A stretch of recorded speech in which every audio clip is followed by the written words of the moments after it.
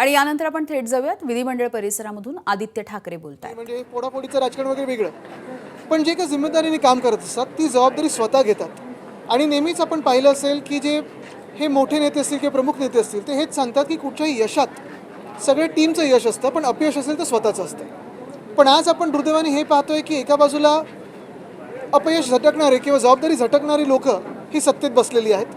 प्रत्येक स्तरावर आपण पाहिलं असेल, प्रत्येक स्तरावर आपण पाहिलं असेल, मग केंद्र सरकार असेल, राज्य सरकार असेल किंवा महानगरपालिका असेल, कुठेही काही अपयश समोर आलं, दुर्घटना झाली की ह्याच्यात आम्ही कसं नाही आणि हे नेहरूंनी कसं केलं, 25 वर्षाचा कार्यकाळ काय म्हणतो, अमुक तमुक त्याच्यावर असतं।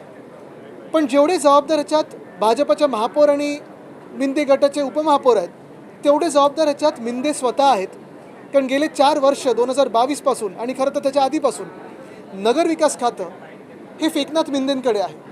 फोडाफोडीच्या राजकारणात असेल, खासदारांना विकत घेण्याच्या राजकारणात असेल, इतरांना अजून काही आपण विकत घेऊ शकतो का ह्या राजकारणात असेल, भ्रष्टाचारात असेल, मिंदे बुडलेले आहेत।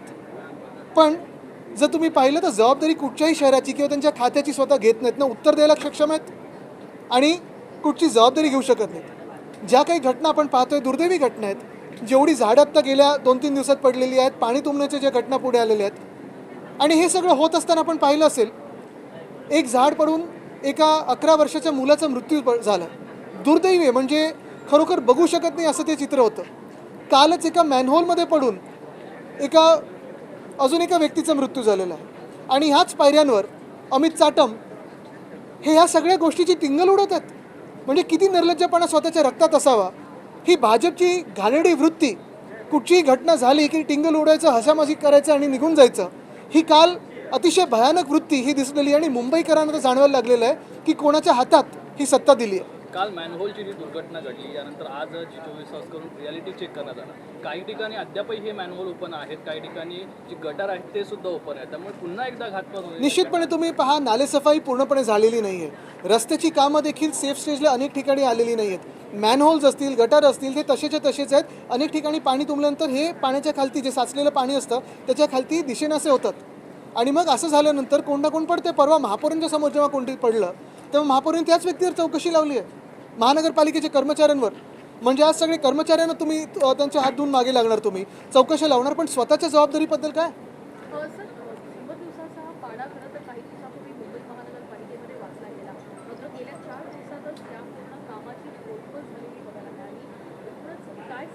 शंभर दिवसात फक्त 100 खोके प्रत्येक खात्यात घ्यायचे एवढंच त्यांनी ठरवलेलं आहे। पण पोलखोल म्हणजे आपण पाहिलं असेल हे मुंबईकरांचे हाल। आणि मग काल अमित चाटम यांनी केलेली मुंबईकरांची टिंगल आणि जे 2 व्यक्ती गेल्या त्यांची टिंगल जी केली ही अतिशय भयानक आहे। खरं तर कालच त्यांना पदावरनं हकालपट्टी त्यांची झाली पाहिजे होती, पण भाजप आहे अशाच लोकांना प्रमोट करत राहणार।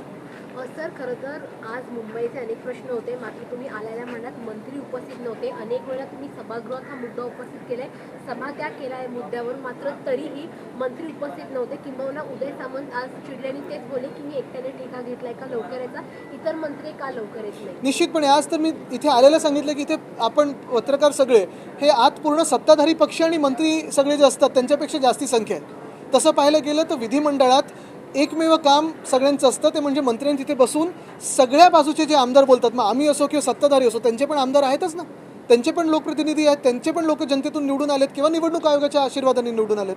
तर त्यांचे जे विषय असतील, मग निवडणूक आयोगाचे विषय असतील किंवा जनतेचे विषय असतील, हे ऐकून घेण्यासाठी त्याच्यावर पुढे कारवाई करण्यासाठी मंत्री तर असायला पाहिजेत। पण काही विचारलं की सांगतात सामूहिक जबाबदारी, मग एकाच मंत्र्याकडे सगळी जबाबदारी द्या, बाकीचे कशाला तुम्ही गाड्या आणि बंगले घेऊन फिरताय? नगरविकास खातं ज्यांच्याकडे आहे ते स्वतः मंत्री गेले 2 दिवसांपासून अधिवेशनात नाहीयेत। झाड पडलं, एक मुलगाचा मृत्यू झाला, मॅनहोलमध्ये एक माणूस पडला, मात्र अजूनही निवेदन नगरविकास काय सगळं काही दरेगावमध्ये बसून टाचणे मारून होत नाही हे त्यांना आता कळलं पाहिजे।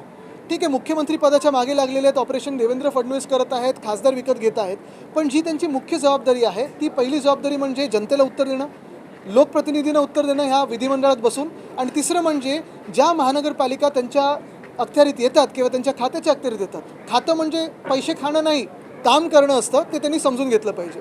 मुंबईमध्ये जी मॅनहोल दुर्घटना झालेली आहे याबद्दल अश्विनी भिडे यांचा राजीनामा मागितला जातोय, मात्र एकीकडे या संदर्भातली फेअर अँड फेअर चौकशी व्हावी, अश्विनी भिडे यांचा राजीनामा फक्त आणि फक्त अश्विनी भिडे यांचं नाही तर नगरविकास मंत्र्यांनी दिलं पाहिजे, कारण नगरविकास खातं नगरविकास मंत्र्यांकडे असतं। ते पाठबळ त्यांनी त्या महानगरपालिकेला दिलं पाहिजे. महापौर आता बसलेले आहेत, त्यांचा का नाही राजीनामा घ्यायचा? उपमहापौरांचा का नाही राजीनामा घ्यायचा? जर तुम्ही पाहिलं असेल गेले 2-3 वर्षापूर्वी, म्हणजे हे निवडणुका व्हायच्या पूर्वी, जे घटनाबाह्य मुख्यमंत्री मिंदे हे फिरत होते, ग्रीन कार्पेट घालून नालेसफाई करत होते. आता कुठे गेले ते ग्रीन कार्पेट? आता कुठे गेले हे सगळं शोबाजी तुमची? आम्ही 25 वर्ष जर तुम्ही पाहिलं असेल, प्रत्येक पावसाच्या पूर्वी, मान्सून पूर्वीच्या बैठका घ्यायचो. कुठे पाणी साचू शकतं, कुठे पंप लावले पाहिजेत, कुठे काय काम झालं पाहिजे, आणि नसेल तर ती जबाबदारी देखील आम्ही घ्यायचो. असं पळायचो नाही आम्ही. हायकोर्टामध्ये सरकारविरोधात घोषणाबाजी करणाऱ्यांना एक केस चालू होती. याबद्दल न्यायाधीशांनी वक्तव्य केलेलं आहे की भाजप ही भ्रष्टाचार मुक्त करण्याची मशीन आहे. बरेचसे स्टेटमेंट अशा न्यायाधीशांमुळे जे बिनधास्तपणे बोलतात त्यांना खरोखर सलाम, कारण त्यांच्याचमुळे ही लोकशाही थोडीफार काही टिकून राहू शकते. एकनाथ शिंदे यांच्या शिवसेनेत निवडणूक होणार आहे. 2003 नंतर ते म्हणतात की आमच्याकडे निवडणूक होणार आहे. स्वतः एकनाथ शिंदे जे मुख्य नेते आहेत ते देखील या निवडणुकीला सांगतात. काय मिंदे गटात काही होऊ शकतं, पैसे दिले जातील, चांगले अनेक अपेक्षा पण उभे राहतील, पैसे खातील, गप्प बसतील. मिंदे गटाचं ही काही सर्कस चाललेली आहे ना, ती सर्कस तशीच राहू द्या. पण जे काही काम करायचं आहे ते काम आपण त्यांच्या हातून कधीच करू शकणार नाही, कारण ते अकार्यक्षम आहे, ते त्यांना पण माहिती आहे.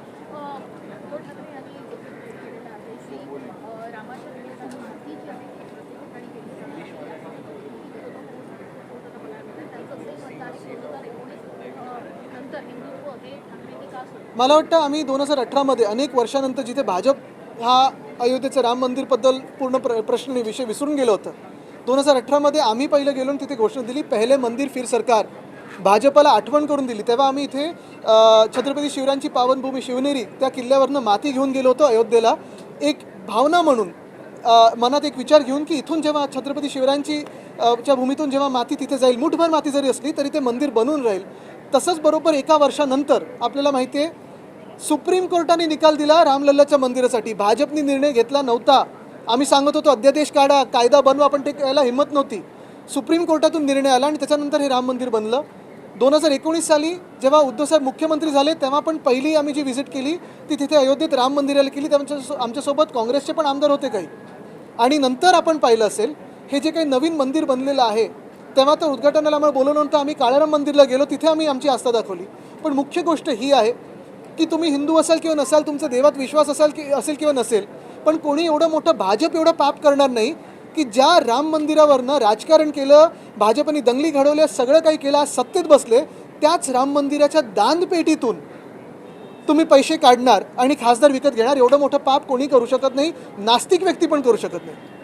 संघाकडनं एक विधान या संदर्भात येताना दिसतं आहे आणि पहिल्यांदाच असं विधान येतं आहे की राम मंदिरांसंदर्भातली जी आस्था आहे किंवा राम भक्तांची आस्था आहे त्याला कुठेतरी ठेस पोहोचली आहे आणि जे यामध्ये दोषी आहेत त्यांच्यावर कठोर कारवाई. दोषी म्हणजे कोण कोण आहेत? केंद्र सरकारचं सगळं बरखास्त करणार का तुम्ही? केंद्र सरकारनीच सगळ्यांना तर तिथे अपॉइंटमेंट केलेली आहे, तर करा तुम्ही, मारा दंडा तिथे. केंद्र सरकार बरखास्त करून टाका, मग राजीनामे द्यायला लावा वरपासून खालपर्यंत. आदित्य जी, दत्तात्रेय हौसबोले की तरफ से ही ये बयान आया है. बयान क्या है मैं पढ़ के बताता हूँ कि राम जन्मभूमि निर्मित में सदियों का जो है संघर्ष है, करोड़ों राम भक्त का समर्पण, त्याग और बलिदान है. राम मंदिर में जो दान पात्र में जमा राशि चोरी हुई वो दुर्भाग्यपूर्ण है और समूचे समाज और राम भक्त की श्रद्धा को आहत पहुँचाता है. इस घटना की कड़ी जाँच होनी चाहिए. इस घटना मुझे लगता है पहली बात तो ये है कि बहुत देर आया स्टेटमेंट. दूसरी बात ये है कि अगर कोई दोषी है तो पहली बात जो ट्रस्टी है उनको वहाँ किसने बिठाया? भाजपा ने तो बिठाया, भाजपा की केंद्र सरकार ने बिठाया है. पहले मंदिर का निर्णय भाजपा ने नहीं लिया. हम तो कह रहे थे अध्यादेश कीजिए, ऑर्डिनेंस निकालिए, कानून लाइए, लेकिन वो करने की हिम्मत नहीं थी. सुप्रीम कोर्ट ने निर्णय दिया कि वहाँ मंदिर बनाया जाए, उसके बाद मंदिर का निर्माण हुआ है. उसके बाद अगर आप देखें तो जो ट्रस्ट का निर्माण हुआ उस पर भाजपा ने लोग बिठाए हैं. क्या ये जिन्होंने कहा है जी हौसबोले जी ने, वो भाजपा के केंद्र सरकार को बर्खास्त करेंगे? और हम तो अभी आंदोलन करने जा रहे हैं. फिर एक बार जो राम जन्मभूमि का आंदोलन है वैसे ही छेड़ा जाएगा, क्योंकि ये सारे हिंदुओं की भावना का अपमान है कि भाजपा ने दान पेटी से पैसा को चुराया है और आज सांसदों को उसी पैसे से खरीदना चाहते हैं. आदित्य जी, आंदोलन की रूपरेखा क्या होगी? किस तरीके से आंदोलन? हर गांव में जाके हम राम रक्षा आंदोलन करने वाले हैं, क्योंकि रामलल्ला का जो आंदोलन है वो रामलल्ला का रक्षण भाजपा से करे, भाजपा की लुटेरों से करे. आज तुम्हें ये जो चल रहा है जैसे कि महाआरती के ऊपर में उल हक इस प्रकार का नीतीश राणे जी देखो, कचरे की मैंने पहले ही कहा है, मैं कचरे को जवाब नहीं देता. कचरे की जिम्मेदारी म्यूनिसिपल कॉर्पोरेशन की है, वो संभाल लेगी. फिर भी जिस कहाँ से वो कह रहे हैं, वो मतलब कितना योग्य है ये बताइए ना, सबसे बड़ी कितना योग्य मैंने है एक शब्द से कहा है ना, कचरे को मैं जवाब नहीं देता। बारिश के बाद बदहाली सामने आ रही है। मुंबई अहमदाबाद जो वेस्ट हाईवे है वहाँ पर गड्ढे के कारण 100 गाड़ियाँ बिल्कुल, हुई है बिल्कुल। और जो इंफ्रामैन या इंफ्रास्ट्रक्चर को लेकर दावे किए जा रहे हैं उसको लेकर क्या मैं बहुत सालों से कहते आया हूँ कि मुझे आज पिछले 10 सालों में एक नेशनल हाईवे दिखाइए जो पॉटहोल फ्री हो। अभी सिर्फ यही थोड़ा शक है कि उस हाईवे में इथेनॉल का कितना इस्तेमाल किया गया है, उसी पे आप थोड़ा ध्यान दीजिए। आदित्य जी, एक सवाल ये- गौर सकती है 100 गाड़ियाँ वो गड्ढे के कारण पंचर हो रही है। वही तो